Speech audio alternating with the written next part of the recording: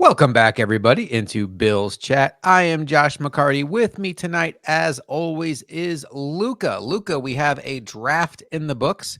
How are you doing after this long NFL weekend? I love that the draft ends on Saturday. So then you get all day Sunday to kind of just decompress, process, let it all sink in. And truthfully, just if you're a fan of any level, kind of look the players over, especially the ones late in the draft that you clearly had no idea about. And if you said you had a very good idea about, either you are an alumni of that school or you're lying. So overall, I like that we're able to kind of sit, relax. We don't have that over emotional reaction to anything that may have taken place during the draft, anything of the sort. And we're able to just kind of evaluate it for what it is. And I'm doing great this Sunday evening as we're recording. I hope everyone out there on Monday morning listening to this is doing great. And I'm excited to kind of give each of our report cards for this draft and everything moving forward tonight. So, what we're going to do is we're going to go through each pick the Bills made, and we're going to give our grades for it. We're going to talk about, how we think this player projects for the future, but also what maybe role they can have in 2024. But we're also going to talk about the series of events that led up to the Bills not having a first round pick, selecting Keon Coleman at the top of the second round. We're going to spend a lot of time on that because I think that's really where the meat and potatoes are for this draft. And Luka, that's kind of where I want to start. And this is a broader question. And for those that don't know, you can check out our YouTube page, Bill's Chat. Luka, you went a little viral this weekend with our friends in Kansas City. For those, we had a live draft. We were live during the draft. So Stokes, Luka, and I were there as it all played out. We encourage you to go back and listen. I mean, we enjoyed watching other teams pick and reacting to those. Unfortunately, we didn't get a Bills pick, but Luka went a little viral for his reaction when the Bills traded out and he saw it was Kansas City, and then he started putting two and two together and realized they traded up for Xavier Worthy. And he was upset, but like we even said that night, this was the first chapter of the book. The weekend had to play out. So Luka, the weekend has played out. The Bills now have 10 new players on their team. They did get a wide receiver shortly after that. I want to ask you now, as mad as you were on Thursday night, now that we're sitting here recording on Sunday night, what are your emotions as far as this draft class goes? I'm not as mad as I was Thursday night. I will start right out there, kind of elephant in the room, whatever you want to call about it. Shout out all of Kansas City memeing me and enjoying me for my genuine, real reaction to that and using that opportunity to go take care of what nature has to take care of when you are sitting there drinking a lot of things for 3.5 hours straight. Overall, though, I don't want to say it's much different either, though, because it feels like now that we see the whole picture, we've read the entire book that is the 2024 draft. There's definitely highs in there that I think Bean did a good job recovering a little bit and acquiring a couple guys, we'll call it, or a few guys. I do like the Keon Coleman pick, and we will get into that, of course, tonight. But overall, I think the sour taste, or as I keep kind of quoting it in our Discord offline, whatever you want to call it, it's kind of like the blood is still on our hands situation of that trade. It's still sitting there. That blood's not washing away. It hasn't washed away at this point. It's just that stench that's going to remain there through the offseason. I mean, by the time we get to late June, into July, we're all enjoying 4th of July weekend. We're not going to be thinking about how Brandon Bean traded with Kansas City and didn't even acquire an additional asset in doing so. But for now, for where we're sitting, it still lingers a little bit. And overall, it just kind of puts that little tiny damper on this draft that, of course, we'll go into our grades and everything like that. I'm not pleased with that move. I'm not overly pissed off like I was the night of, but at the end of the day, it's still not something I'm a fan of, all things considered, even with how we saw the rest of the draft shake down. Yeah, I totally understand where you're coming from. This draft to me, because of what happened this offseason, letting go guys like Micah Hyde and seeing Jordan Poyer, Tre'Davious White leave, Mitch Morse leave. I mean, there were releases in there. Gabe Davis gone. a lot of the sizzle on this team was gone. And then when they went maximum level, they traded away Stephon Diggs. I think for the morale of this fan base, we really needed this draft to have some sizzle. Like if the Bills had gone receiver on night one, pick one, anyone. Xavier Worthy's a perfect one because he's the fastest receiver in the draft. And how can you not get excited about that? And then if they had backed it up by at the end of round 3, taking Troy Franklin, who neither you nor I were like super high on, but he was certainly high on the consensus boards. And that would have looked like, holy cow. And you know how this goes in the draft. Skill position players get all the hype. So if the Bills would have gotten 2 really good receivers, everybody would have said, oh, look at the Bills. And we all could have been having such a good time. And I don't think we had a sizzle draft. I think what we had, Luka, was we had an eat your vegetables and drink your water draft. Like it's boring. It's not necessarily the most exciting way to consume food and beverages, but it's necessary. And I think what we saw out of the Bills this weekend was a draft that was very necessary. I don't have a problem with really any of the value they got at any of the picks they had. I think for the most part, looking at these 10 names, 5 offense, 5 defense, the value was at least appropriate or appropriate enough at the time. That's not to say that when they picked player X, I didn't wish they picked somebody else. We'll get into that as we go along. But I never felt like, oh man, they picked him in round 3. I had a round 6 grade on him. Like none of that ever happened. And that's, this isn't like taking John McCargo in the first round like Marv Levy did. But overall, it was just like, I think a lot of us got really excited about the idea of 1, trading up for a wide receiver, or 2, double dipping at wide receiver. But because of the nature of how big of a name Stephon Diggs is and how big of a story that was league wide, it was so easy for us to focus on the need that has become the wide receiver position that it was easy to forget about the other needs on this roster. And when you think about what the draft is for, almost exclusively, with the exception of your very top picks, the draft is for supplementing the bottom end of your roster. And Luka, I went and pulled this today. The Bills had 34 players under contract for the 2025 season. So after the 2024 season that we're getting ready to come up to at the end of the summer. And that's just not enough. So Brandon Beane went through a lot of trouble this offseason to rid themselves of bad contracts. They took their medicine on Stephon Diggs, cleared the decks in a big way contractually to get to a better place next offseason. But the other thing they have to do to get out of this cycle that they're in, they have to be able to replenish the bottom end of their roster with these rookie deals that are 4-year cost-controlled deals. So they aren't signing veteran minimum deals on these guys like Taylor Rapp last year, who was a good signing, Damian Harris last year, things like that. Because even though they're veteran minimum, they're still significantly more expensive than rookie deals on players that have a chance to grow into meaningful roles. And when they do, all of a sudden you have a Terrell Bernard on your roster for 2 more years who's already playing like a superstar. And that's how you build a roster. That's how you keep your roster balanced financially. And that's what gives Brandon Beane the ability next offseason to strike big on a receiver that hits free agency. So, Luka, I think it was important for the Bills to spend all these picks on players. I think there's a good chance a lot of these players make the team. And while it lacked sizzle, I think when you kind of take a step back and we didn't necessarily get those like 2 big receivers we wanted, I still did kind of want it. I think there's a lot about this draft that makes sense. Yeah. And we talked kind of how we wanted to do this episode. And I made sure when I was like, hey, we're going to do player grades of each player. We're going to do a overall pick grade. And then I wanted to kind of also make sure we include the overall draft grade to this. It's even in the thumbnail description where I mentioned those 3 points where, an individual pick grade, the pick grade overall, but then the draft overall, because I think it's kind of the story of this draft class.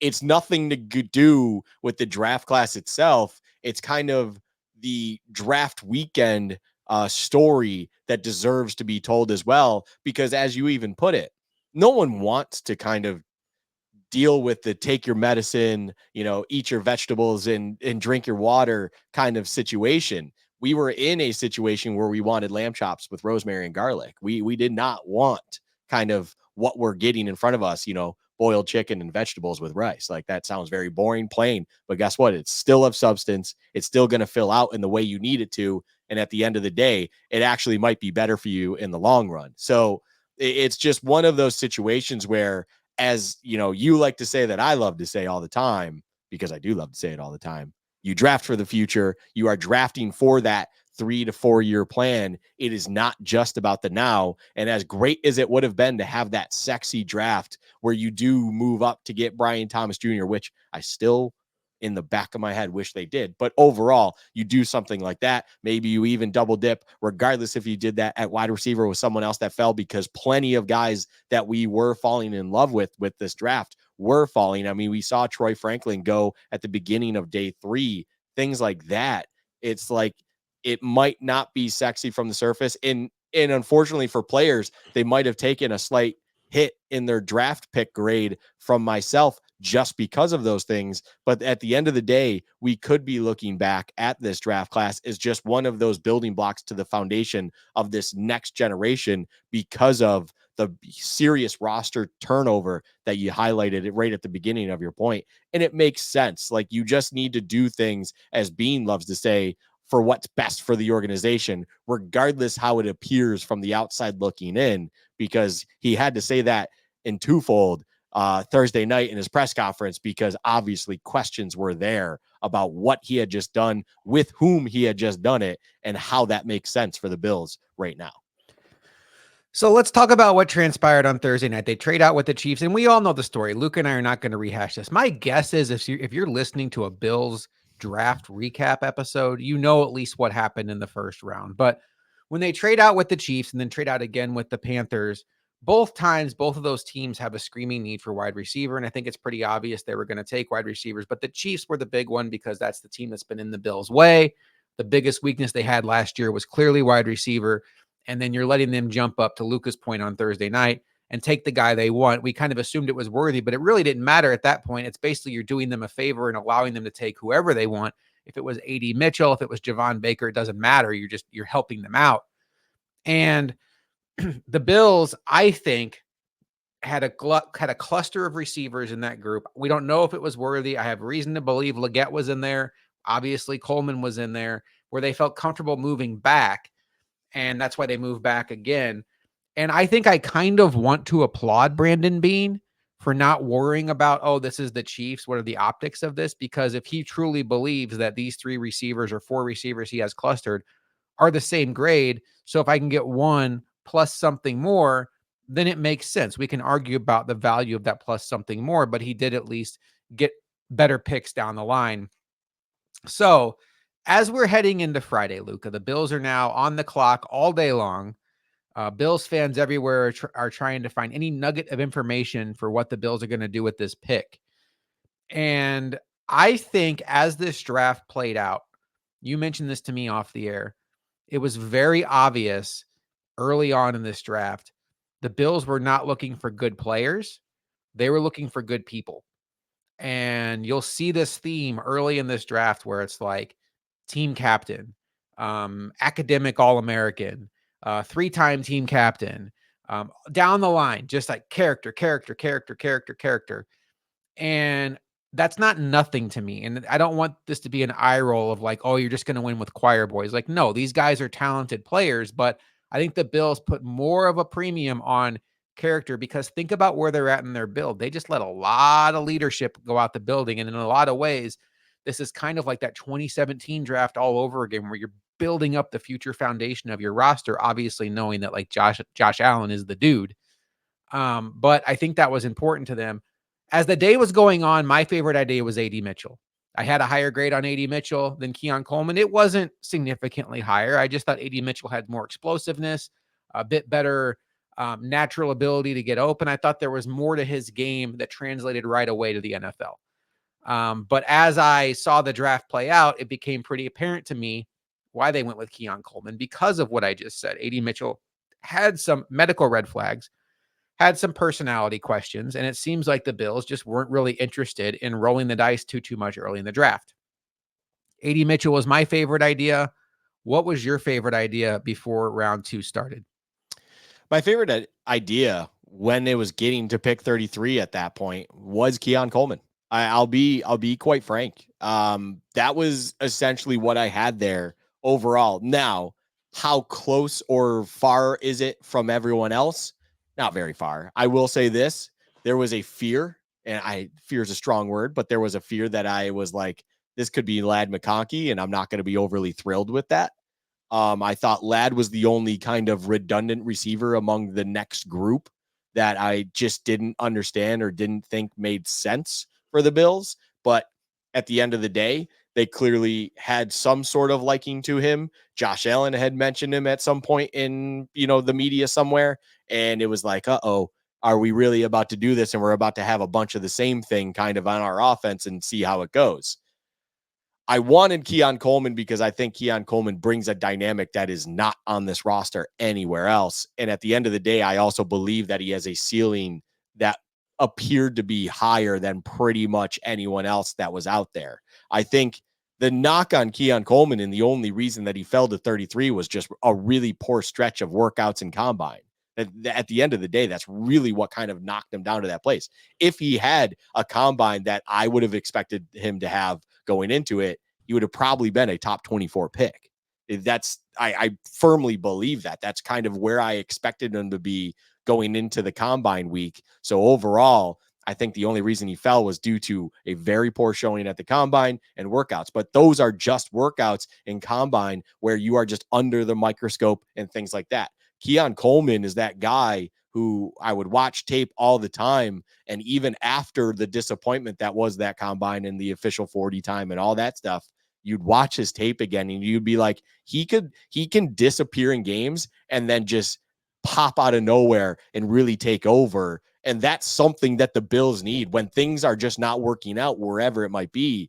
And even when your number one weapon, who had before in years prior was Stephon Diggs, all of a sudden you need them to explode out of nowhere. And Keon Coleman was that guy for Florida State, for Jordan Travis, and for everything else this past season. So he was kind of my best idea, but it wasn't far off from kind of Jalen Polk, A.D. Mitchell. Jalen Polk went shortly after Ladd McConkey and Keon Coleman. A.D. Mitchell, obviously, as you mentioned, went a few picks after that to the Colts at 52.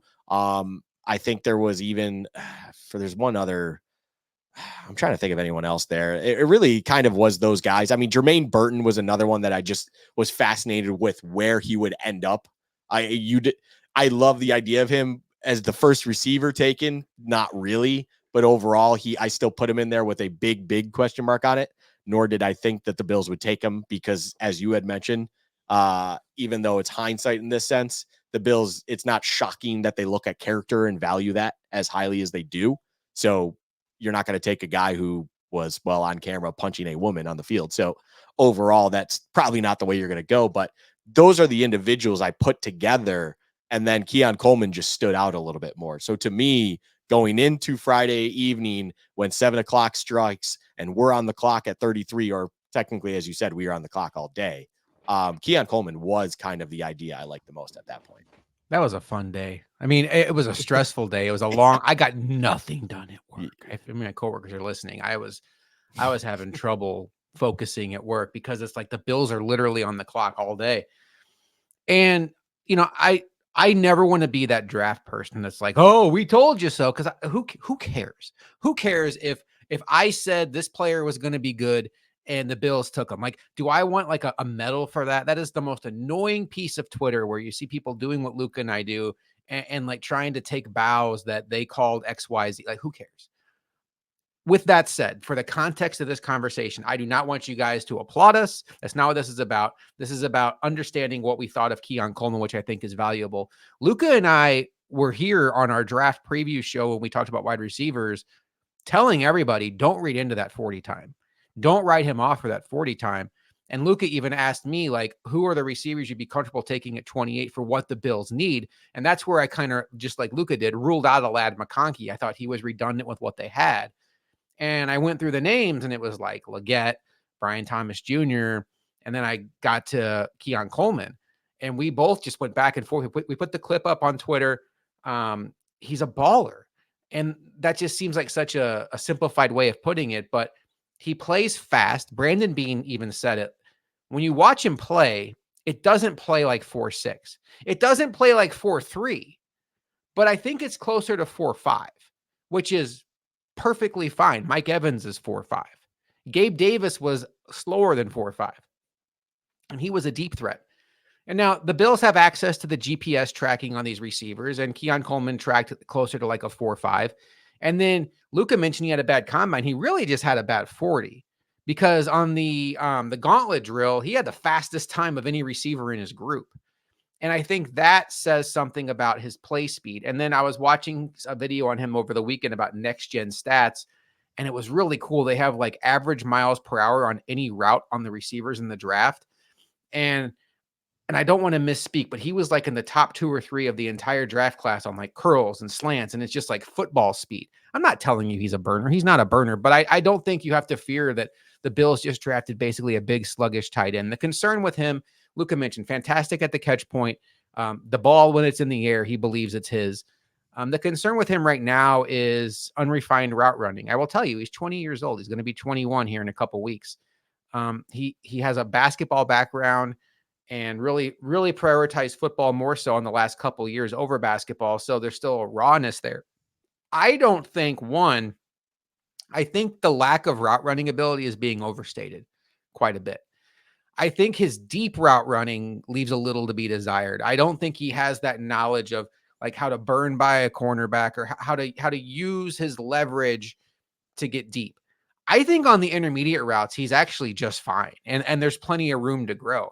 I don't see a lacking of twitch. I don't see a lacking of agility where I'm like, this is just never going to come. Where you look at Gabe Davis and you're like, man, he's so stiff. I don't know that you can ever really teach this. I think there's like 2 or 3 routes he runs really well, but that's kind of where he's stuck. Right now, at this very moment, Keon Coleman is a better all-around route runner than Gabe Davis. And it's not like Gabe Davis is the gold standard, but I just want to put it in context when people start talking about him like he just can't run NFL routes. I think maybe you teach him, you get more out of him deep. A lot of times deep, it's literally going to be if he's one-on-one, throw it up, let him try to make a play. But I think he absolutely can attack the intermediate and medium part of the field. And Luka, I'm so excited about what he can become in this offense. And unlike a lot of receivers that went this weekend, Keon Coleman has 2 big advantages. One, he's got an immediate path to playing time. And 2, he has a dynamic, proven all-pro level quarterback. Yeah, the latter of your point right there at the end is kind of the ultimate trump card, right? In his press conference, he had even talked about how Allen came up to him and was like, I want to throw the ball to you. Obviously, he's doing that probably to any receiver that he appreciates and liked going into this draft. But overall, Keon Coleman had said, and I want to catch balls from you. I respect you. You're one of the best in the league. And there is something to him in all of his quirkiness, which, by the way, I absolutely love his personality as well. Yeah. Shout out to my buddy Joel. We were at the Bandits playoff game, and he had mentioned, I just had to get in playoff game just for the sake. We were at the game, and he gives me Leotis McKelvin vibes, and I'm like, boy, then that Christmas video is going to be electric, because we obviously all know what happened when Leotis was part of something like that. But I digress. Overall, I think with Keon Coleman, it is one of those things where I have classified him, and this is always what I've classified him as. He is a gamer. Like, he seems like one of those guys clearly where, and as you had mentioned, it is a shame to say poor at the combine, but it just also shows you how much value all of us do put into that 40 time just as a point of reference for track speed, straight line speed, whatever you want to call it. But he worked out great and everything like that.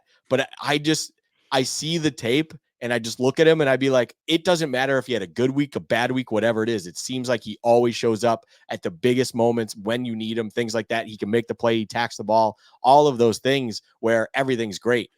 The route running comment, it is fascinating to me, because I will say it's like, yeah, he is not perfect. And then the one site that just basically shows the route tree and success rate and all of that stuff, obviously. Reception perception. Thank you. There is a lot of red on that when it comes to his success rate. I think that comes down to stuff, though, that you can work on with him. Will it eventually become all pro worthy and everything like that and the best footwork in the game? Probably not. But at the end of the day, when you watch stuff, especially these deep things, Josh, where I kind of go away with it is it just seems like he shows too much when he's doing those things that just gives that point of leverage and gives that tell to whoever he's up against in the secondary where they can keep up with him, and it just makes those catches difficult. So that's something it feels like is definitely learned at the next level, though, where they try to emphasize basically not to show yourself and not to give that tell to the very last second of when's necessary, whether it's utilizing your eyes, whether it's utilizing your hips, your torso, and where you're directed, things like that, as you go to in or break in or out of your route, whatever it might be. And as you had mentioned, in the intermediate level and kind of underneath as well, you don't see that issue there. So clearly the quick twitch, the need to kind of get through a route quickly, it is there. Now you just need to kind of introduce him to the skills and techniques that are necessary to kind of take that, hone it, and put it 15 yards down the field, 20 yards down the field, so that you can create that short yardage separation that he seems to do well at way downfield, to add that to his, his toolbox, and overall become something that hopefully can be truly special for this team moving forward. Because at the end of the day, that's what Keon Coleman, even at pick 33, feels like. It feels like a guy that can potentially be the next true one and the go-to man for Josh Allen and for the Bills for years to come.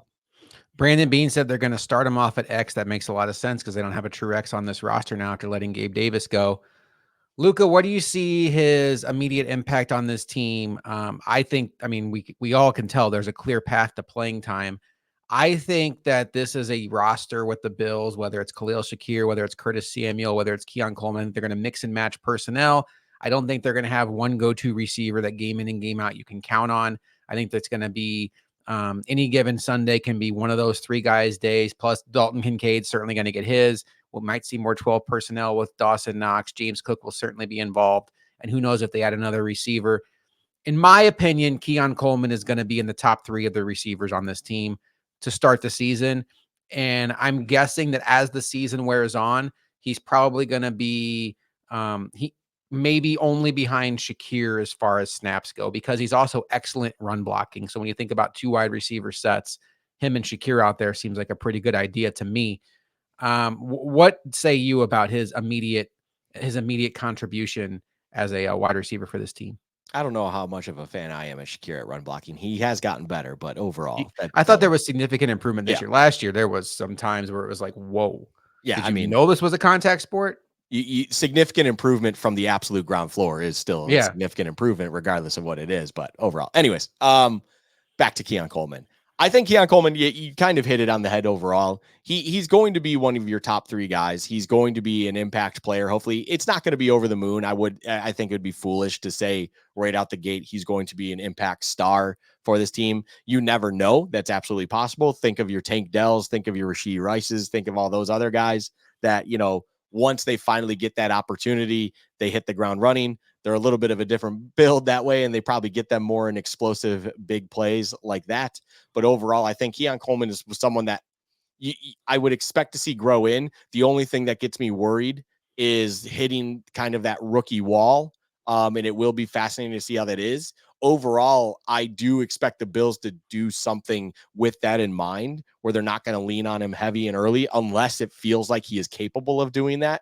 And overall, there could be almost a rotation like similar to the edge group, where you really do kind of have in mid-drive rotations and stuff like that, personnel packages, everything like that. But even beyond personnel packages, kind of multiple receivers that can slot in for this, spot, multiple receivers that can slot in here, so that therefore you can interchange and do whatever's needed in order to have fresh legs out there and not overwhelm anyone, let alone the rookie that you just drafted. That even though he's pick 33 and it's not a first round pick, there is kind of pressure on him. So you want to try to mitigate that and see what you can do to make sure it's not overwhelming to him in any capacity. Not that I think that will be. And honestly, going back to his personality, he seems like the kind of individual that doesn't really let people get to him or wouldn't let the noise get to him.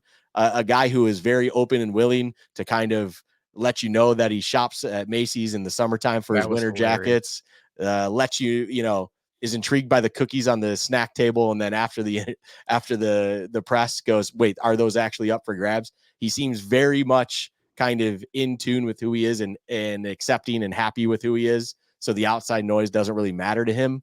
That's obviously great.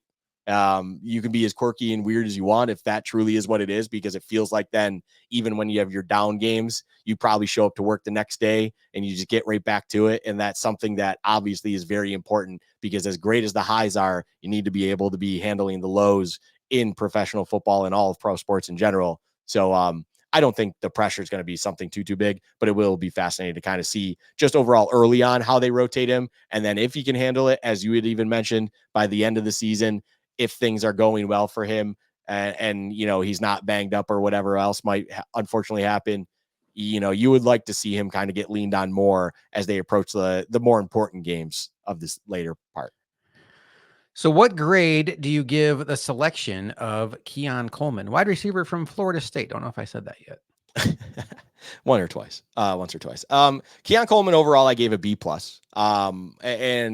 And just for a numerical value for anyone that's curious out of there, I do a 10 through 0 scale. And a B plus would be a 7 out of 10. It just feels like it's just not an A overall, partially because of, you know, he is who he is, and I think he has the potential, and the plus is in there for the upside that he can be. But it's not like he wows me in the sense of, wow, this guy truly is a, like, for instance, a Brian Thomas Jr. pick would have been an A level grade. It's just that player wows me in so many fashions that it's just hard to look away. I am still that way with Keon Coleman. I love that he's wearing number 0. And overall, I'm still very happy with the pick. It just doesn't quite get to that A level for me. We're gonna have a shared brain on this one. I'm gonna go B plus as well. The reason why it's not an A is because there's only so much you can do with a draft pick before they've ever stepped on the field. So what I'm looking at is, one, did you get like ridiculous value? Two, did you take what I think is a smart pick for your team?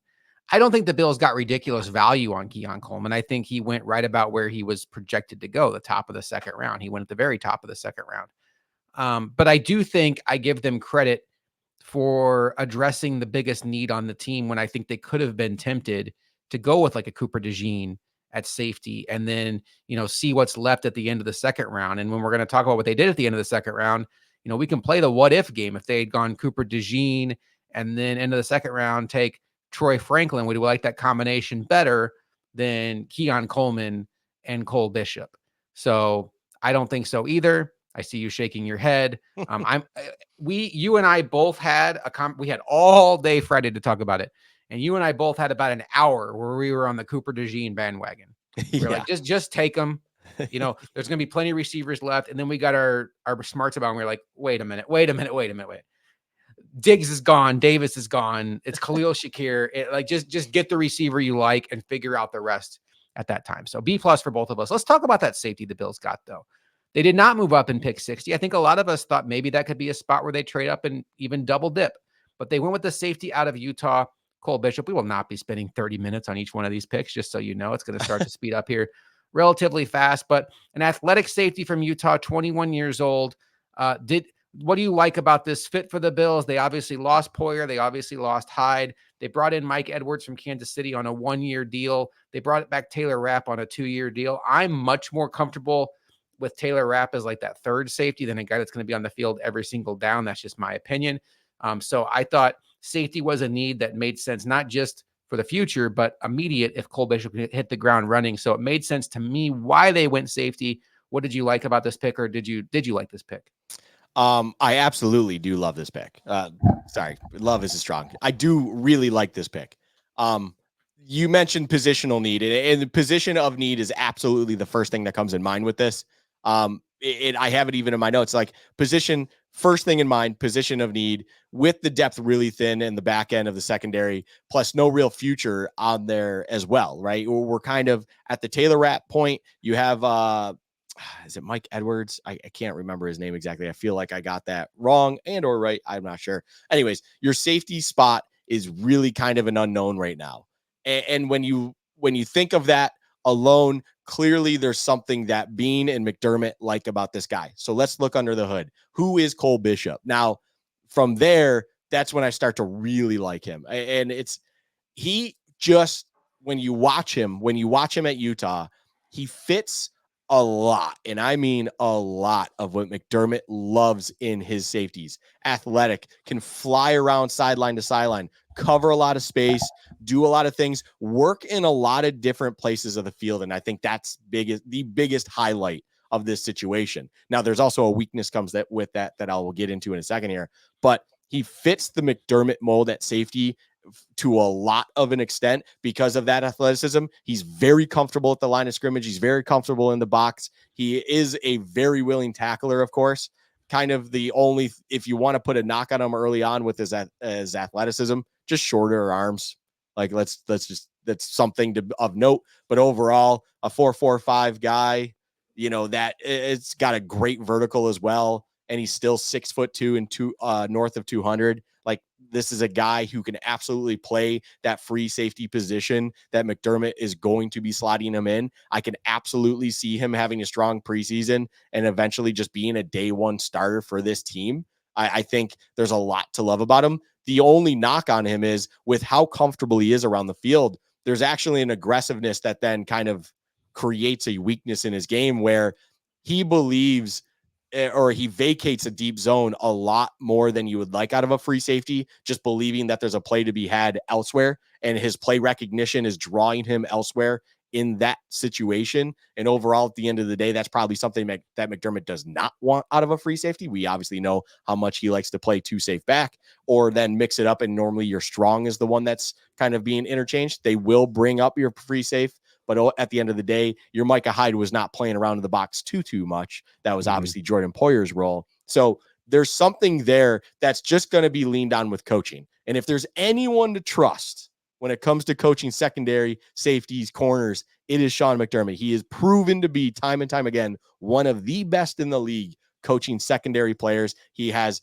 an unbelievable track record to have when it comes to getting the most out of those players in this league. And because of that, it is the least concerned I am of any players in this draft's weaknesses, because if you're telling me that all it is play recognition and kind of getting too comfortable close to the line of scrimmage and essentially just learning what his position needs to be for the team, well, guess what? McDermott's clearly going to direct him in a certain way that you now just take all his positives, essentially eliminate his weaknesses once time kind of allows for him to learn the ropes. And it feels like we might have a legitimate high-end safety from this pick because of what the projection feels like and how he looks and appears. It just feels like that perfect marriage situation at safety for this team at a place where they desperately need it, because as you even mentioned at the beginning of this episode, that is one of the places that they needed to make sure they had locked depth in moving forward, because going into next season and the years after that, it just gets thinner and thinner real quick. This was the first serving size of vegetables and water for me in the draft, where when they took Keon Coleman, my brain was all on the wide receiver double dip. And then you saw receivers like Malachi Corley, Javon Baker, Troy Franklin. Like, look, in hindsight, Troy Franklin didn't end up going until the fourth round. Same with Javon Baker. So, in hindsight, I was wrong. But you see that and you're like, oh man, they're gonna end up getting two receivers that have second round grades. Or, could have even had first round conversation. There were some mocks that had Troy Franklin going in the first round. But they end up taking the safety, Cole Bishop. And I'm with you. I think he's much more of that Jordan Poyer replacement right now. I will say, I think the conversation from people who are much more educated at watching film than I am, Joe Marino said this. I know Dane Brugler said this, that the concern, like you mentioned, is can he be that deep safety if he goes single high? Just because he's not good at it now at 21 years old, he certainly has the athletic profile to get better at it. And that's where I think I want to see him on the field year one. I really do. I want to see, I really hope he gets a real opportunity to beat out a Taylor Rapp or even a Mike Edwards, and get that playing time, because I think it's one of those situations where just reps, see it and then get used to it. Because right now, I think you could put him in the box. I think he could be that robber and be great. And I think he would just, he'd be sufficient out deep. But, let's see what we can get with this kid. And, a couple years ago, we all raved about the Chiefs rookies that they had, where they had production from all 3 days of the draft, ended up winning a Super Bowl with it. But that doesn't come if they don't play. And I think you got to I think the Bills are in a position where they need to be more open-minded about letting these people play. So I'm excited about it. I think he has a chance to be in a training camp battle with Taylor Rapp. And I certainly hope the Bills allow that to happen, enable that to happen, and give him a chance to be on the field, because I'm with you. I think even though it looked like a serving size of vegetables and water, there's a chance to be a real special player here at a position the Bills were very thin as far as young prospects go. And he certainly helps that, and should, I think, take the Bills out of the first round safety need next offseason, where they'll still have Taylor Rapp under contract. They'll have Cole Bishop. As long as it's not a disastrous first year, they should be in good enough shape where they could either retain Mike Edwards, find another veteran. But that, to me, is what this entire draft was about, was set yourself up for 2024 and beyond. What is your grade for the selection of Cole Bishop? So I overall gave Cole an A minus. Like I said, I really like this. This is, as a B plus was a 7. This is an 8 out of 10 pick for me. Really, it's an A minus because it feels like it checks a lot of boxes. And it feels like just that, as I mentioned, perfect marriage. Even on top of that, there's a reason that I chose a specific picture that I did in the thumbnail, which you haven't even seen yet, but as we're recording this, but overall, I have them all laid out. And there's individuals that I made sure I got one where you can make sure you see the C on their chest, because he is one of the many captains of their teams that was selected by McDermott and Brandon Beane, that he fills a lot of the roles that it feels like the Bills want in that dressing room moving forward. He should be able to fit in and be kind of McDermott's next great safety, hopefully. But the only reason there's a little bit of a tick at A minus is just simply because I did have one safety rated personally higher than him. And it's just one of those things where between that, the intrigue of a Jermaine Burton being available, and kind of just what the board broke down afterwards of the pick, it just kind of felt like something where it was like, I do love the pick, or I do really like the pick. It just felt like something in my eyes where if Kalen Bullock is going pick 78 to Houston, whereas we're taking Cole Bishop at 60, and or Jermaine Burton's going at pick 80 to Cincinnati, and again, we took Cole Bishop 20 picks sooner, it feels like maybe the board could have broken down in a different way where you could have taken one of these guys that also I value at a little bit higher. So overall, I just gave it the minus tick there just because of that. It's not worth dropping it to a B grade at all, though. I do really like the pick. I really like the player, and I'm very excited to see what happens. So A minus from me. I'm going to go with another B plus. And I think it's important to say, like, B plus is a good grade. To me, C is average. C is just like, okay, you made a pick. Cool. D is like, I have no idea what you were thinking. And then F is like, did you even research the draft? But I don't see an A here. And Brandon Beane even did say that he tried to trade up for this player, which I think, tells you a little bit about what they think about him.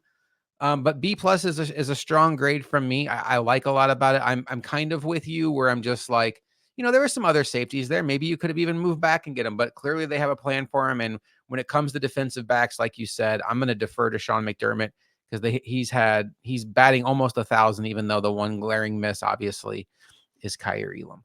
All right, let's move on to the third round. And this is the pick the Bills got for trading down with the Kansas City Chiefs. They take defensive tackle DeWayne Carter out of Duke. And DeWayne Carter is a 3 technique. I don't think he's going to offer you much as a nose. He actually played about 20% of snaps at the edge for Duke last year, which is pretty questionable, but that's why you saw a dip in his stats.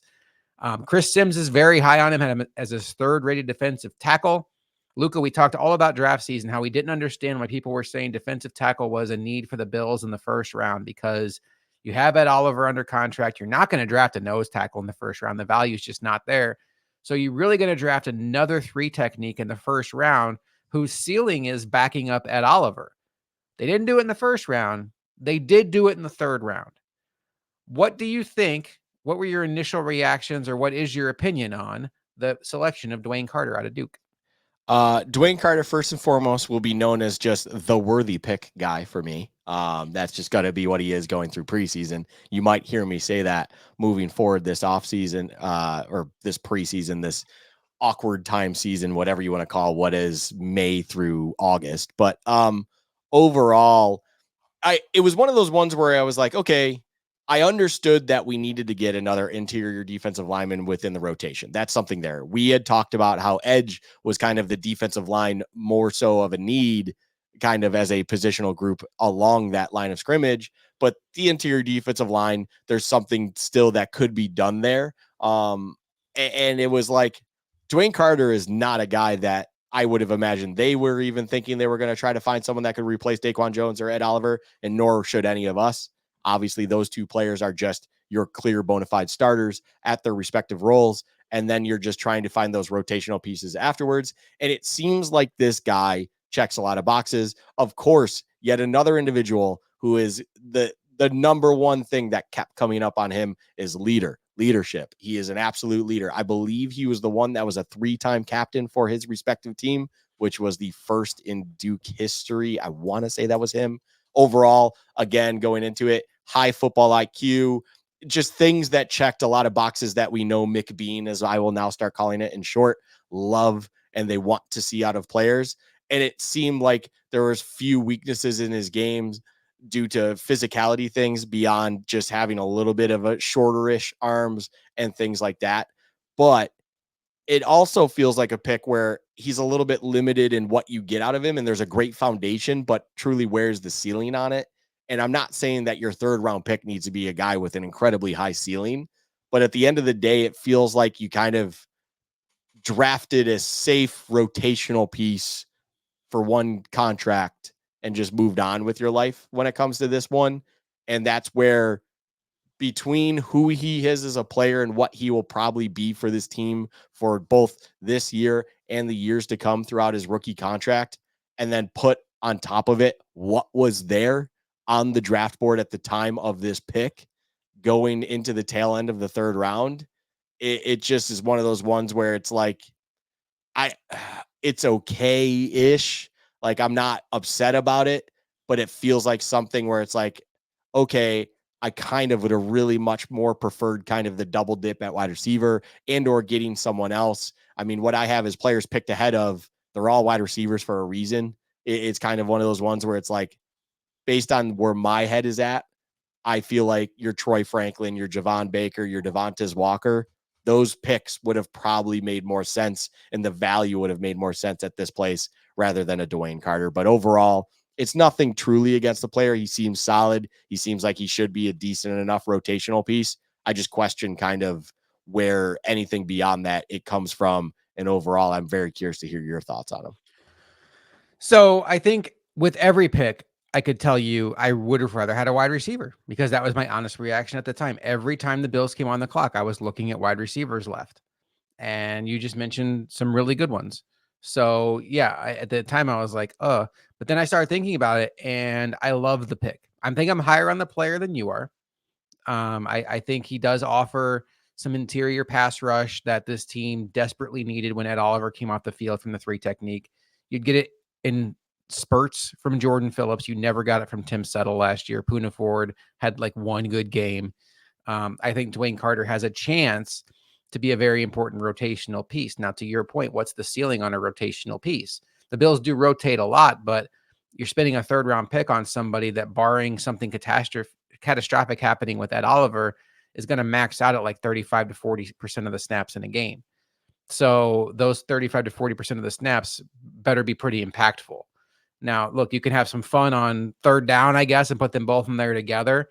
Sure. I mean, yeah, fine. He can maybe get to 50. But what I love most about this pick, Luka, is the biggest argument for defensive tackle in the 1st round we kept hearing was, after this season, the only defensive tackles on the roster are Ed Oliver and Daequan Jones. Next year, we don't have to talk about defensive tackle in the 1st round because you got your young defensive tackle who's a 3 technique that can back up Ed Oliver. And there is no reason to even consider defensive tackle in the 1st round, barring a career-ending injury to Ed Oliver or a career-ending injury to Carter. Hopefully, neither one of those things happen. The Bills are good. You're not spending a 1st-round pick on a nose tackle, and you have 2-3 techniques. One is on a long-term mega deal. One is on his 1st year of his rookie contract. That position is taken care of. And if you want to throw a couple darts on day 3 at it, perfectly fine, but we can forget about the Bills using their first next year, either one of their 2 seconds or their third on a defensive tackle next year. And that's what I love most about this pick. And I know that sounds like I'm being sarcastic, but look, if you project forward, that was going to be a big need. They answered it this year. And I think this is a player that's going to come in right away and be an upgrade over Tim Settle and Jordan Phillips and Poona Ford in the pass rush role that he's going to have. And by next year, have a chance to be a really strong piece of an interior defensive line. So makes a lot of sense to me. Would have rather gone the double dip. I'm going to give this one an A- because I think it was forward thinking. I think it was tremendous value for the player they got. I can absolutely see this being best player available. And so I'm giving this one my strongest grade so far. I After I got a chance to think about it, think about what it means for next year. A-, perfect. Don't want to hear about defensive tackle for another couple years. I will say this to back up your point, just to back it up. I went to a place that we both like to go to as a good springboard jump off point on what is there in the draft, whether it's this year, whether it's next year, which they always like to project ahead, which you have to take with a massive grain of salt for what it's worth. Obviously, there is still tons of time. There's a whole nother football season to evaluate them and so on and so forth. Early projection of the defensive tackle group, Josh, boy, does it fall off a shelf and pretty damn quick. Just feels like, and it also, for what it's worth, the average weight seems to be much higher than what it was this past season or this past draft that we just experienced. So maybe next year's draft just has a bunch of more one technique nose tackles than what we experienced this past draft and the year before. It felt like also, and it's just perfect timing. So to back up your point, maybe there is something to that, and they were projecting ahead with that kind of in mind. My grade, though, with everything considered, it's not like I hate this pick. I just want to preface that. I gave it a C+. It just knocked below a B for the sake of my own thoughts on where I felt this pick at 95 could have been utilized best, what I believed kind of was there. And overall, I understand kind of that interior defensive line. But when I mentioned the 3 receivers that I had even written down that, that were picked shortly after this, there were plenty others as well when it comes to the edge and other groups that I just believe were also needed and you need to kind of project as well. So I just, at the end of the day, was this truthfully the right pick? We will have to see. I don't fully buy it at this moment in time, but the player himself is nothing bad. And you basically just drafted a rotational piece late round 3. So I'm not going to knock him for that. And overall, C+ just seems adequate to me. All right. So I gave it an A-. You gave it a C+. Look at us. We are just all over the map. So we've gone through day 2. We were on to day 3. And man, Luka, did day 3 start off disappointing for me. I woke up on Saturday thinking about Tez Walker, thinking about Javon Baker, at a point where I was thinking about Troy Franklin. Quite honestly, I was like, hey, I didn't love Troy Franklin, but you get that skill set on day 3, sign me up. And Malik Washington was a guy I was thinking about. So when 3 of those names came off the board right away before the Bills had a chance to even blink, it was a very disappointing outcome. And then with the 128th pick in the draft, the Bills selected Ray Davis out of Kentucky. And I believe this was the pick they got for swapping with Carolina at the end of round 1, where they went from round 5 to round 4. No, I think they went 6 to 5. Oh, they went 6 to 5. Okay. I'll double check that. Keep going. Yeah. At the end of the day, it's not that important. But yeah. Ray Davis, the player, I think this is probably the exact kind of back they needed. James Cook never really became that all-around pass blocking back. And, they tried to force Latavius Murray into that role. Didn't work out. They signed Leonard Fournette midseason. Remember that, everybody, when we had Leonard Fournette on our team for like 1 game? And then he went away. I think Ray Davis has a real opportunity to be a very strong pass blocking back right away. And I thought Joe Marino just said it best about him. He's kind of like okay to good at everything, but not necessarily great at anything. I think he catches the ball very well. I think he pass blocks very well. And I think he has good vision. But in general, Luka, I don't love taking a running back that high. I wonder because of the fact that in that round, we saw Miami trade up. They spent a future third round pick to take Jalen Wright. And then right before that, or right after that, we saw Bucky Irving go. If the Bills, who had a sequence of having a bunch of picks in a row there, felt like maybe they had to go running back to get the guy they wanted in that spot. But all in all, I get that they needed a compliment to James Cook. I get that his skill set fits what the Bills want. He is going to be 25 years old this season. That does not matter to me one iota because I don't care if he's 21 or 25. I don't want to re-sign him to a 2-year or to his second contract, regardless, because it's a running back. So that's the one position I'm not an ageist on. To me, this one was just kind of like, okay, you got a running back. I could have been just fine if you waited 2 rounds to do that. There were other running backs I liked better if you were going to go there. We can talk about that. Estime, your guy from Wisconsin went. Braylon, what's his name? Allen. Braylon Allen. Yep. But if you're going to go running back, maybe there were some better ideas there. But all in all, I think Ray Davis is probably going to play an important role for this team and probably has a real chance to be somebody that's important to this team this year. So in general, instant impact, it's probably fine. What do you think? Yeah. So right out the gate, I was shared with you in the, yeah,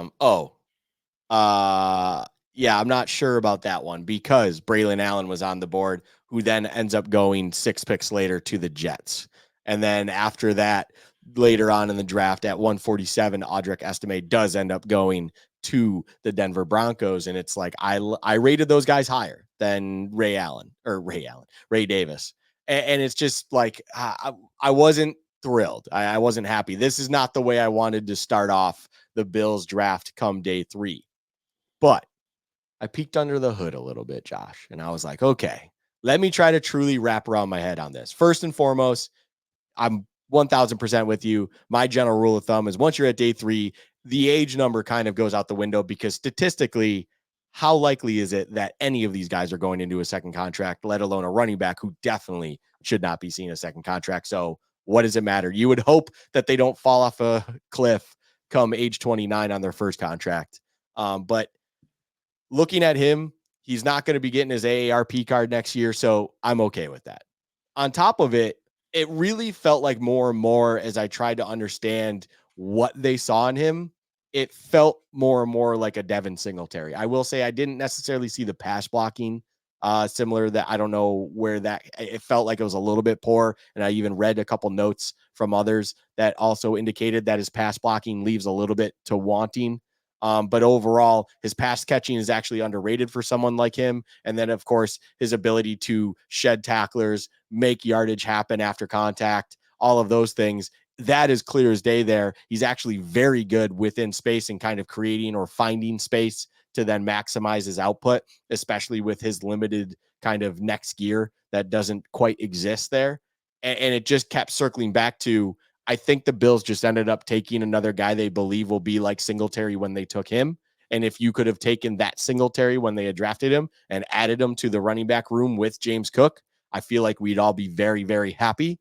So at the end of the day, if that's what I believe they think they took, and that's what it feels like to me as well, I kind of came up a little bit on this pick because really, when you think about your day 3 guys, as we've talked about, you want to draft for the future. If we're talking about for the next 4 years, at round 4, they found a guy who can be that complementary place for James Cook and be that RB2 that we don't need to find, some guy off the street to fulfill that role better than anyone else.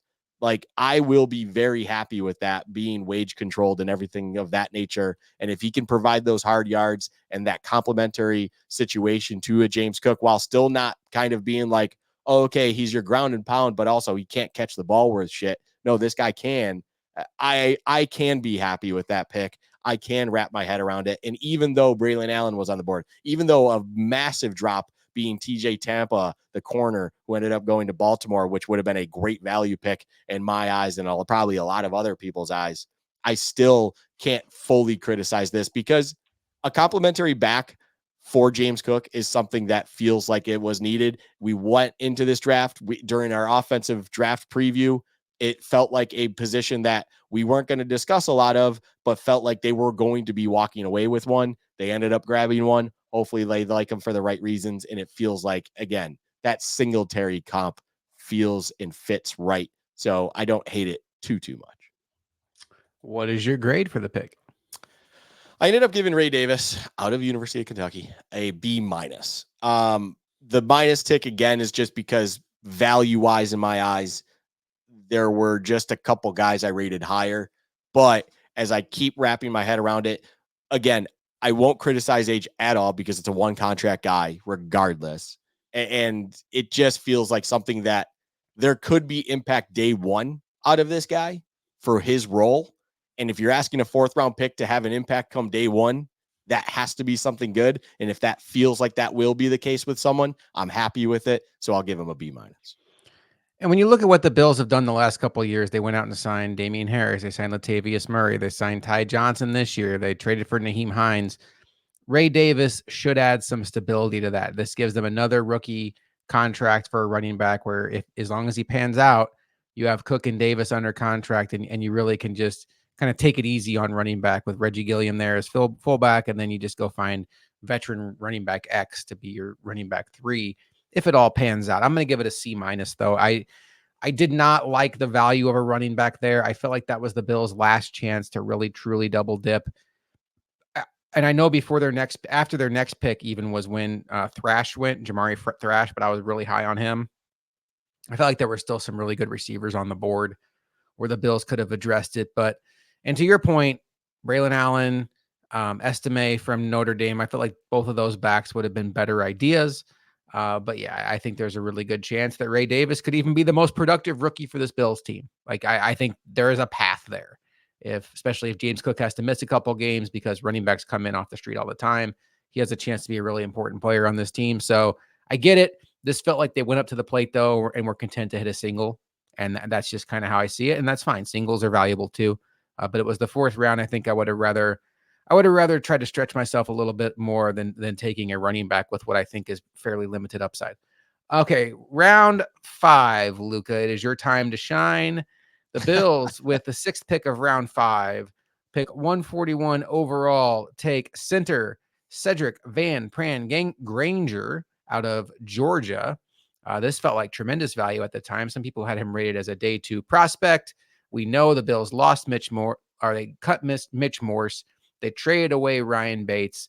They moved David Edwards to the starting lineup. So everything that we raved about from their interior depth is pretty much gone at this point in time. They had to go out and sign Will Clapp. We know they like Alec Anderson, and they've moved Connor McGovern to center, which we'll see how that goes. They had a screaming need, in my opinion, for some interior line help. Walk in a guy that you are pretty high on. I will let you go. What did you think about this pick? Love some more. And can I just love it even more than that?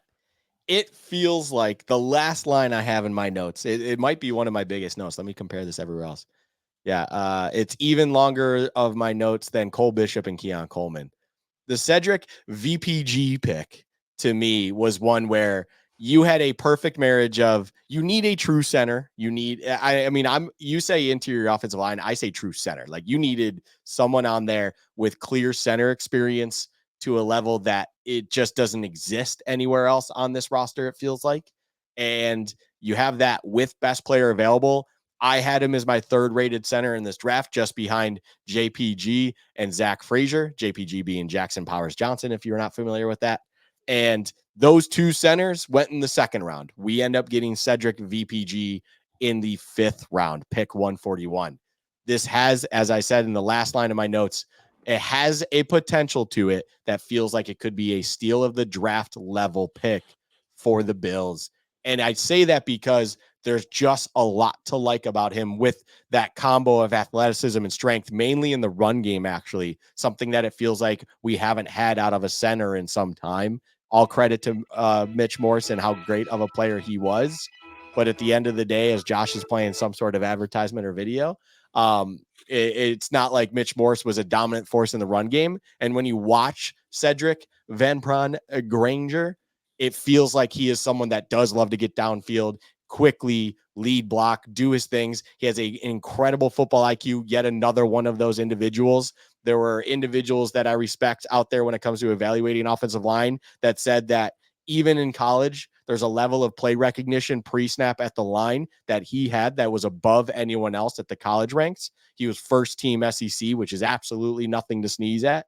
And there's just a lot to love about him that it just feels like as long as he can adjust to the speed and the complex nature of the NFL, which obviously you need to be a smart guy to play center in the NFL. Like there is so much happening in front of you that you need to diagnose and point out. We've talked about it on why it made Mitch Morse so good, that if he can feel that out, if he can kind of let that happen, and he doesn't have to make that instant impact if it's not there yet, right? We talked about McGovern sliding over to center for now, but it's one of those things where this could be a home run where then we see him kind of fill that center of the future role. And on top of it all, Josh, my favorite tidbit of all the tidbits, and there's a reason that this kind of was highlighted to me and why I was like, okay, I love it.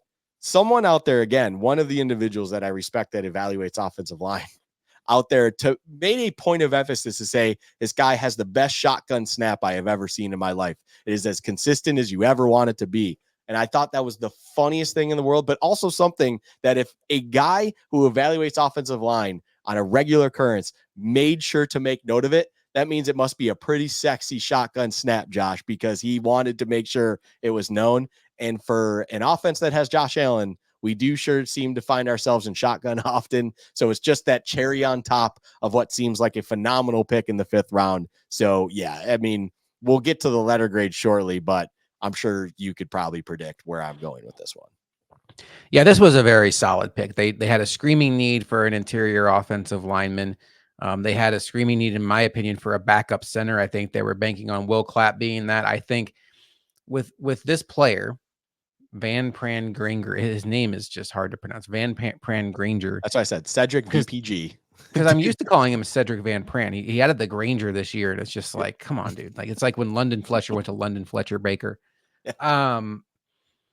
I think what the Bills should do with him is just let him focus on center. And I get the fact that you want to, have him have that position versatility and be like the 6th man of the offensive line. But in this case, I think it's so important that he gets center down, that he focused just on center. Oh, I don't want that. Did you think I wanted that? I absolutely do not want that. I want to focus on center all day long. Oh, no. I'm just talking about, I'm trying to add, you said so much good about the player that I'm just trying to add what he's going to do year one. So I think focus on that, because I think there is a realistic possibility that Connor McGovern is not better at center than he is guard. And I think there's a very good chance that Cedric Van Pran-Granger is our starting center in 2025. But either way, whether they let him play guard, whether they let him play center, I think there is a very good chance that he is a meaningful contributor this year if injuries happen. And as early as next year, I think he has a chance to be a starter on this team. This pick made a lot of sense. And we're going to say this a couple more times as this show goes on. Anytime you can feed a player with good athleticism, and especially a player with these attributes as it is, to Aaron Kromer, I'm all for it. Take advantage of Aaron Kromer being in your building while you have him. Feed him all of the day 3 prospects you can find and let him develop. I'll let you go second on this one. My grade for this one is an A. I think it was a perfect blend of need meets value meets forward thinking. There's just nothing to dislike about this pick. And I didn't even really look at anything on the board and think, oh, I wish you would have done that. Everything about this pick made sense. Yeah. I mean, I gave it an A+. I accidentally realized I made a typo on my thing. It doesn't affect anything else when it comes to my overall grades and whatnot, but overall, this is an A+. This is when you talk about pick 141 in an NFL draft, there is nothing that feels better than having that perfect marriage between need and what you need moving forward, on top of incredible value, it feels like, at the moment in time. And like I had mentioned, there were 2 other centers I rated higher than him. They went in the 2nd round. You found him in the early 5th. This is actually the pick, by the way, that we moved 59 spots up, something Brandon Beane said on night 1 about 49 times in his presser. This is the one you moved up for with Carolina. And honestly, Whereas the questions were there with the Worthy pick that you moved up for. There are no questions here whatsoever. I think the value here is phenomenal. Like I said, or I had mentioned as I chimed in, just to make sure you weren't talking about me specifically, I do not want to see him go anywhere else. I want you to focus him on center. Let him get up to speed literally with the NFL. And honestly, with what it feels like you see and read about him and how a lot of people respect his high IQ and everything like that, if things do not look smooth with McGovern under center, I could even see a world where we see a Torrance-like situation and Cedric gets slotted in at center during the preseason. And if it looks good, then guess what? You're probably rolling with that to start the season, because you just need to make sure you put this team in the best position possible. And you can't be trying to risk it when you have maybe a better option sitting there that you at least want to try out. We're only halfway through our picks. We projected Keon Coleman to be a very important part of this offense. Year one, top 3 receiver. Cole Bishop to challenge for starting safety job. If not, be that third safety on the field. DeWayne Carr to be a very important part of that rotation, taking on the Tim Settle, Jordan Phillips role year one. Ray Davis to be the primary backup to James Cook, maybe the goal line back. And then Cedric Van Pran-Granger to be a key backup on the interior, maybe the primary backup at center. We're going to go quite a bit quicker here through these last 5 picks, Luka, because these are day 2 picks. We are an hour and 10 minutes in. Round 5, the Bills have apparently an unwritten rule where every draft they have to take an undersized linebacker. I will say, I like this kid. The more I read about him, I like him. Eddie Olufashio. He said it was okay in his press conference to call him Eddie. That is what I'm going to do from here on out. And this guy is an athlete. And that's a good thing, because football is an athletic sport. 4.56 on the 40-yard dash, 1.59 10-yard split, 39.5 vertical for a guy that's 236 pounds, 10 foot 8 inch broad jump. Brandon Beane said he projects as a will in this system, but probably can back up at Mike too. Look, we know the Bills lost a couple guys. They lost Matakevich. Tyrell Dotson signed elsewhere. I thought there was a chance they could go through this draft, not even take a linebacker. But when you look at what they're going to have on the books now for the next few years, you have Milano playing out his mega deal. You have Terrell Bernard, 2 years left on his rookie deal. Dorian Williams going into the second year of his deal. Balin Spector, 2 years left on his deal. You had another rookie. The Bills have a chance to be very cheap at linebacker for the next couple of years, even though they have the mega deal on top of it with Milano. Fine. That's great. I would not have taken a linebacker here, so that's why I'm going to give this pick probably a B-. But I think this was the last chance to really get a good receiver, and they didn't, and that's why I was a little bit disappointed. But at the end of the day, I think he'll help him on special teams. I think he has a chance to help them on defense. I saw A.J. Klein trying to cover Travis Kelce in a playoff game, so if you want to draft an athletic linebacker and actually play him, fine. I'm not going to get too mad about a 5th-round pick, but B- for me. What do you think about this pick, Luka? Yeah, I mean, this one felt like we got to make sure we don't walk away from a draft without a will linebacker. It's at the end of the day, is it an important position kind of with the Bills linebacker and the Bills defensive situation overall? Yeah. It feels like you're Matt Milano, you're Terrell Bernard, you're Dorian Williams, and now you're Edifon Ulufoshio. I try to roll that off the hip as best as I can. It feels like he just fits yet another one of those molds. I will say the one thing that actually I had highlighted that was like, holy crap, 79 and 5/8 inch wingspan. That is a very wide wingspan for someone, especially of his height and of a linebacker in general. That is a 91st percentile in this draft. And that's even with him lumped in with some outside linebackers and edge rushers of that sort. So he just fits a mold that it's like, okay, yep, this is yet another one that they want to get in there, see what they can get of. And honestly, this almost feels like, Josh, to me, a little bit of an insurance policy on top of adding depth to Dorian Williams, because they saw a little bit of Dorian Williams. Hopefully with a first full offseason, they get some sort of trajectory similar to a Terrell Bernard after his first full offseason after his dreadful rookie year. And that's not a concern, but here's another one that kind of fits that role, fills that void, and kind of can be there for it. So I don't hate it overall, but at the same time, we're at 160 and you just drafted kind of the least position of need that isn't quarterback. So that's where my knock on it kind of goes. has nothing to do with the player himself, just more so how you're utilizing this, especially with kind of the need for edge still not even being there and addressed yet, which, spoiler alert, obviously we will be getting to that shortly. But overall, it's kind of like, why did we take a linebacker when there's other things potentially to do? But I mean, I'm not going to knock the player himself because it feels like, day 3, whatever, it is what it is. Did you say your letter grade? Should I just knock it out? I went B minus. Okay. Yeah. I went C. Just, okay. It's a pick. It's a pick they made. We'll see how it goes. But I mean, it doesn't move the ticker for me whatsoever. No. A pick that did kind of move the ticker for me, Javon Solomon, edge out of Troy. I'll be honest, as the day was going on, I wanted Austin Booker. I wanted Mo Kamara. Neither one of those players panned out. I thought the Bills had chances to take them, maybe even trade up a little bit to get them, but did not work out. Don't know how they felt about those guys. But Javon Solomon is interesting because when you look at the Bills' draft history with edges, Luka, they've drafted Boogie Basham, AJ Epinesa, and Greg Rousseau, and all those guys are long. And if you want to go Daryl Johnson, the 7th rounder, long arms, more power, and set the edge types. And this is a diversion from that in a big way. And we saw them give the big money to Von Miller. We saw them go out and sign Leonard Floyd last year. And now they've drafted a kid, albeit in the 5th round. But this is not a situation where you're drafting a long, run stopping edge setter. This is a guy that's 6'1", 246 pounds, 4'7", 40. His athletic scores are not going to knock you off the page, but he led all of college football in sacks last year.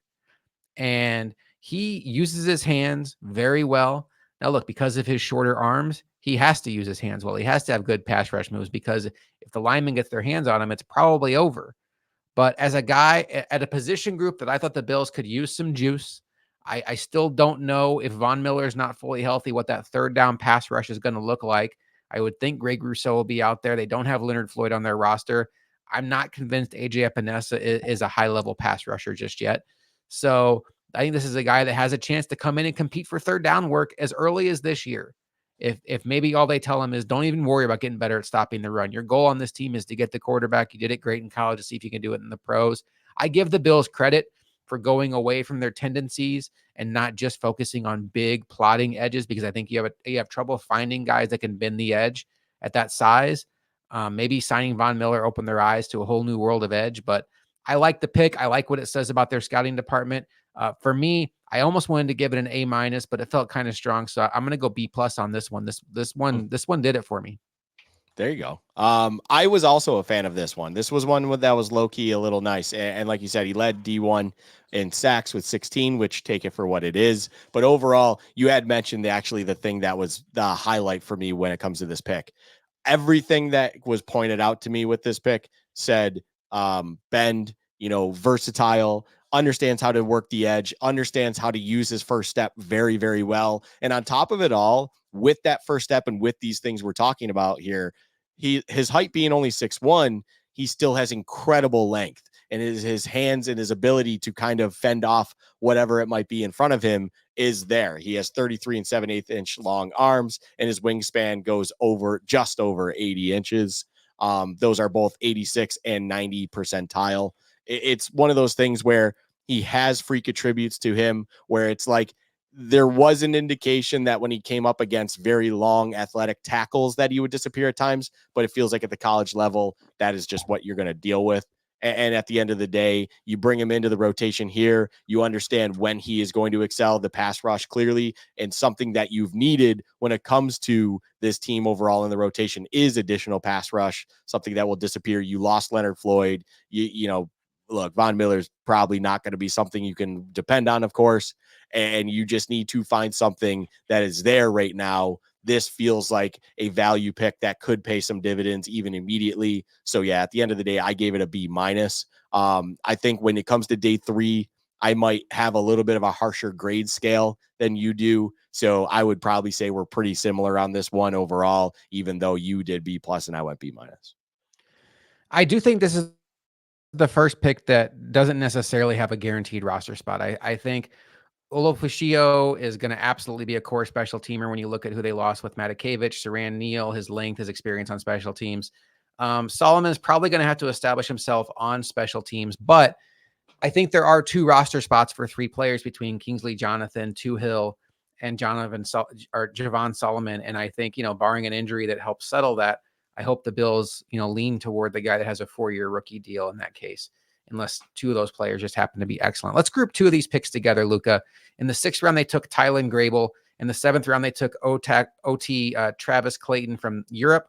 A little bit of a unique prospect there, but maybe you can even kind of explain the Europe thing there and what that might mean. But both of these tackles are just very, very good athletes, raw, but you're feeding them to Aaron Kromer. What do you think about these picks for the Bills at the end of day 3? This is where my Kromer hat came on. This was the one where I just went, okay, you clearly are just drafting guys who fit a very specific window and mold on day 3, where it's like big, obviously north of 300 pounds. And yet with that in mind, they still are very athletic. I believe the Tylen Grable clocked out at a just sub 540, which is still very respectable and very good.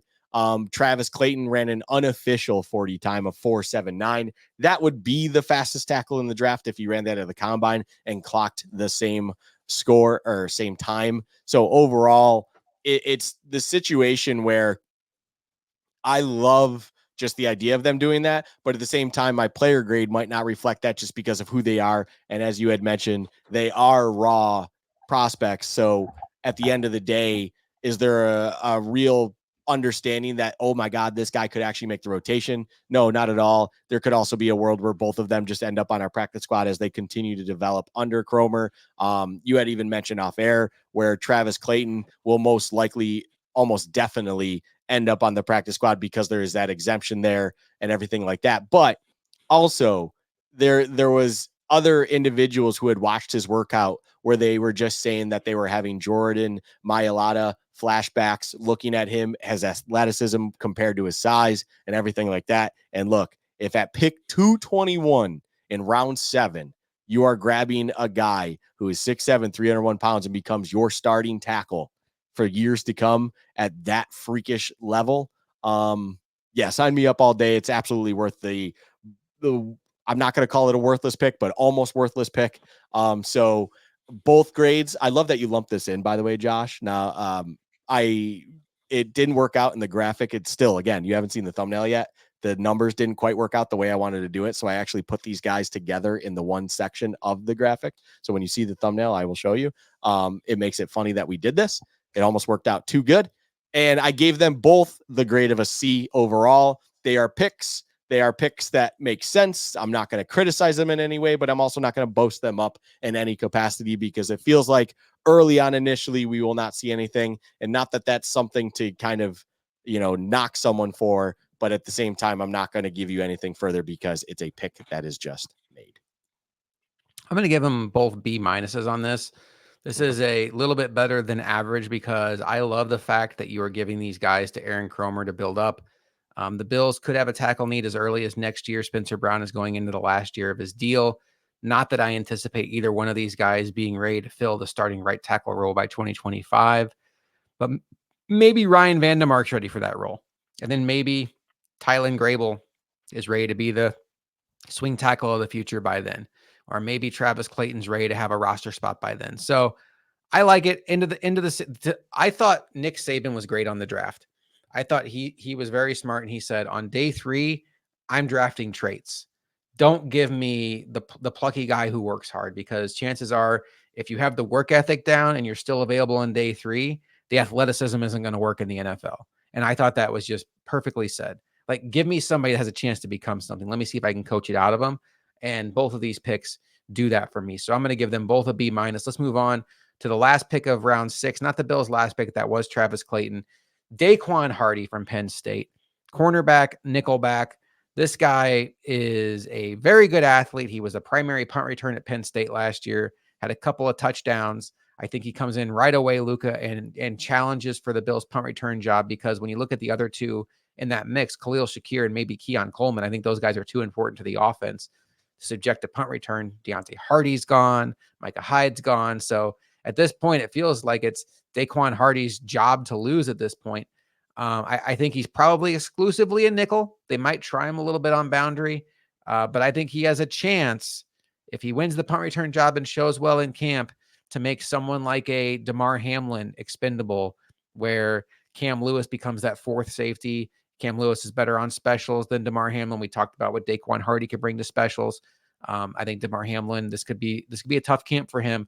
And I'm excited about Daequan Hardy because he plays with an intensity. He attacks the ball carrier. He has that dog mentality that McDermott likes, where he's only 170 something pounds, but he goes after the ball carrier with full force.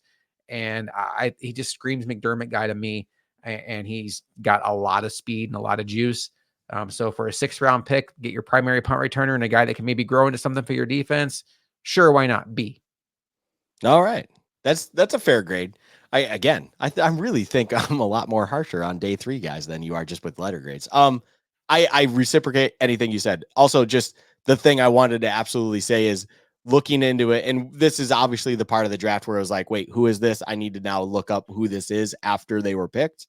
Daequan Hardy, of course, the punt return aspect immediately jumped, and you're like, okay, that makes a lot of sense, because right now you were going into the season going, wait, are you actually going to have Khalil Shakir do every return right now? Because I'm not exactly the biggest fan of that situation if you are going to lean on him as much as it seems like you are at wide receiver. So how are we doing this? Obviously, Daequan Hardy seems to fit that role. And then on top of it, he somehow, even at 5'9", had a 42.5-inch vertical. That is just jaw dropping and very, very, so he's got that explosive burst in his calves to be able to jump that high. Man's got hops. But on top of it all, Josh, when I really looked at it and I just looked at him, we've talked about it in even OG Bills chat episodes. Who is my favorite Bill of all time, Josh? It is number 24, Terrence McGee.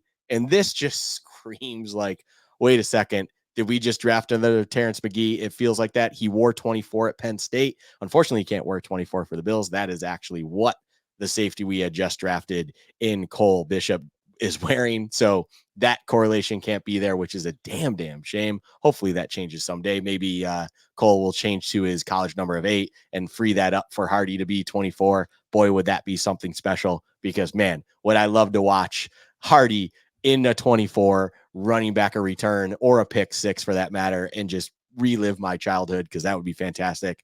I gave this a C+ because of it.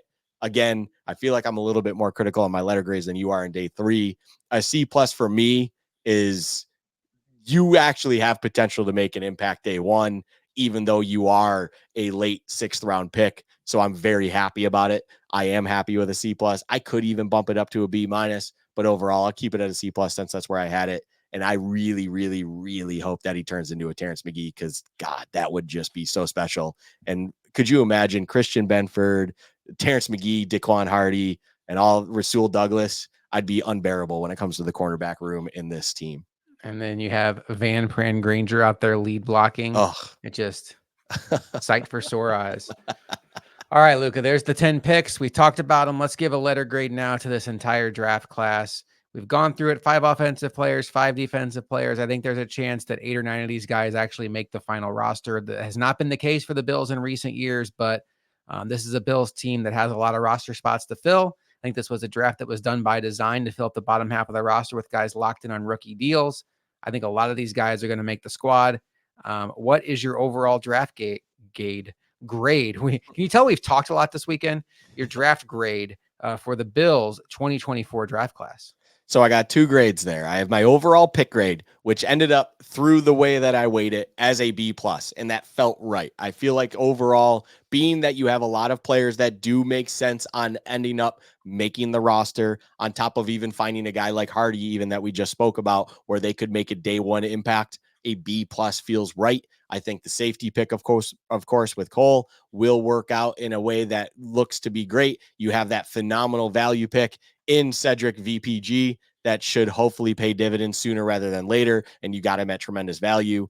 It even balances out all of these other picks, such as Ray Davis. I was a little bit lower on DeWayne Carter than you, of course, but individuals that I might have been a little bit lower on, I think there's other ones that make it great. So B+ for the picks themselves feels good. But my overall draft grade, when you equate everything else into the equation, it wasn't just quite enough to go a full letter grade, but I dropped it down to a B- because, as we had talked about at the beginning of this episode, it just can't look beyond what had happened on day one, and even kind of how it feels like with that tainted nature to it. And overall, the blood on our hands situation feels like it's still there. And regardless of how nice this draft seems to have worked out, that situation until the games start getting played feels like something that overall has me bumping it down to a B minus. I look at this draft class and I think the Bills filled a lot of holes. There were some picks that I would not have made. We've talked about that. But there was a trade early on I probably wouldn't have made. But when I look at it, my intuition is like C plus or B minus, which to me is like, hey, you did your job. You had a draft. And who knows how these players are going to be. There's a path to all these guys being important, but you take a rotational defensive tackle in the 3rd round, you take a backup running back in the 4th round. Those are 2 picks where I think you could swing a little harder, even though I like the Carter pick. But in general, I want to talk about big picture. One, we talked about the possibility that Brandon Beane could dip into his future assets and really go strong for a Roma Dunze or even like a Brian Thomas Jr. And he didn't do that. He also added to his picks next year by trading a 5th this year for a 4th. That's not lost on me. That's also a diversion from what we've seen from Brandon Beane, who has traded up in the 1st round 4 of the 6 times he's had a 1st round pick coming up on this draft. This time he traded down twice in the 1st round, out of the 1st round, and he stockpiled picks, did not trade up one time in this entire draft. That's impressive to me. That says that he isn't just somebody that when there's like an auction style thing going on, he's going to just automatically get his guy. Like he does put value on things. That's important to me. I've often wondered about, is Brandon being a little bit too frivolous with his spending on draft day, just determined to get his guy? And the fact that their pick selection looks so good next year, they should have 11 picks when you factor in compensatory picks. And this is going to be 11 important picks. 1st, 2 seconds, a 3rd, 2 fourths. Like that's good numbers. So all of that, the amount of holes they filled, it's going to be important that Keon Coleman hits because they didn't leave themselves a lot of wiggle room there at all. If Keon Coleman comes in and has a Kyer Elam like impact year 1, watch out. Like then you're going to need a Justin Shorter or somebody like that to have a Terrell Bernard like year number 2. Tyrell Shavers just out of the blue. So they put a lot of eggs in the Keon Coleman basket. But because of all that, I'm going to give them a B minus, right there with Luka. And I think a B minus is fair. I think they did their job. I think there was some intelligence in what they did. But I'm gonna stop short of giving them way too much credit. I'm proud of how they did it. I'm impressed with how they did it because they were more patient than I would have been. But at the end of the day, they have a quarterback who I think is on a Hall of Fame trajectory, and his weapons this year are a journeyman, a 5th round pick who did well last year in a wide receiver 3, wide receiver 4 role, and now they're probably going to need to be wide receiver 2, wide receiver 1, and a 2nd round pick. So you better be right. I said it Thursday night, saying it again. You better be right. It looks okay to me. I don't have a whole lot of big gripes, but there's nothing that just wows me to death. Keon Coleman seems like a fantastic personality. Luka, hour and a half into it. We'll be back next week, I believe. Our schedule is going to kind of slow down here now that we're getting into the off season of draft and kind of slow into the summer months. We'll talk. I don't even know if we have a scheduled episode next week. We do have scheduled release coming up at some point. I think Yes. that happens generally in the early teens of May, if I recall. It's always like Thursday or Friday in the teens of May. So there could be something coming up in discussions to be had there, maybe about what we project, things of that nature and all of that. We're not going to probably have a conversation about Quantez Cephas being on the roster. We'll see how that one goes. Hopefully he can stay off his FanDuel sportsbook app while I wouldn't bet on facility. But overall, there are probably still some episodes as we get through the schedule release. But then, as you're even hinting to, for everyone to be aware of, things may slow down just a little bit as both you and I enjoy the summer months and everything like that. As you know, really, that's really the only time that the NFL takes even a little bit of a backseat to other sports and other things going on, as there's really not much going on. Well, and then we have some stuff coming up on our channel that's not just Bills related. We have an NBA chat where we did a 1st round preview with Stokes and our guy Magic, And we'll do the same thing, preview the second round as we're winding down the first round matchups. Luka always has Sabres chat coming out every other week in the off season. Keep you up to date on what's going on with the NHL playoffs, what's going on with Sabres draft prospects, the off season, the coaching change. A lot of stuff going on over there with the Sabres. And we'll be here with the Bills. Well, I think we have an episode scheduled next week. We don't know the topic just yet, but we'll throw something together. But Luka, this was fun. For Luka, I am Josh McCarty, and we will see you next time on Bills Chat.